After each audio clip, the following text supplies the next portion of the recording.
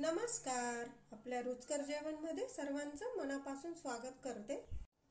आज आपण मटार बोंडा म्हणजेच मटारचे भजी तयार करणार आहोत.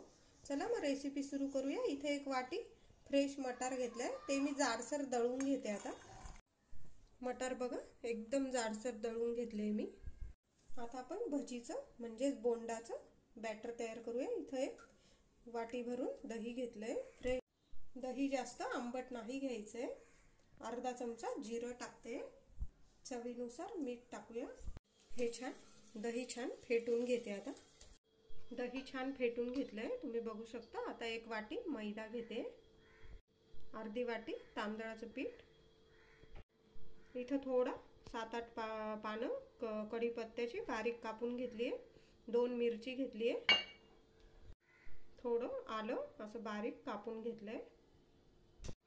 थोडी कोथिंबीर. आता थोडं पाणी टाकून याचं छान बॅटर तयार करून घेऊया.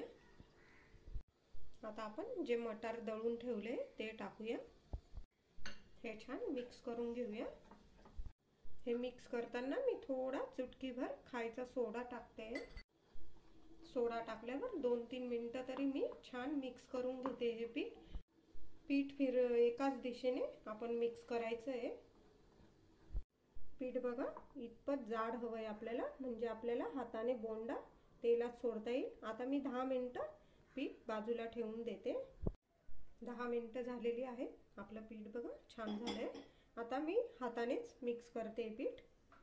एकाच दिशेने पीठ छान हलवून घेऊया.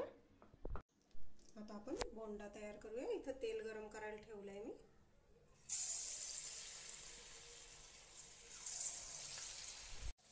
गॅस जरा मध्यमच ठेवायचा आहे.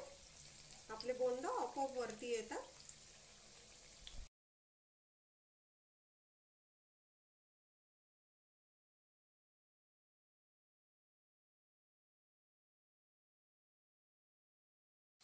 आपले बोंडा बघा एकदम छान फुलून पण जातात. अशाच पद्धतीने बाकीचे बोंडा पण मी छान तळून घेते. आपले मटार बोंडा एकदम तयार आहे. आतून एकदम कापसासारखे मऊ असतात आणि वरून एकदम कुरकुरीत असतात. तुम्ही बघू शकता. आजची रेसिपी आवडली असेल आपल्या चॅनलला नक्की लाईक करा, शेअर करा आणि सबस्क्राईब करा. उद्या भेटूया छानशा अशा रेसिपीमध्ये. तोवर बाय बाय.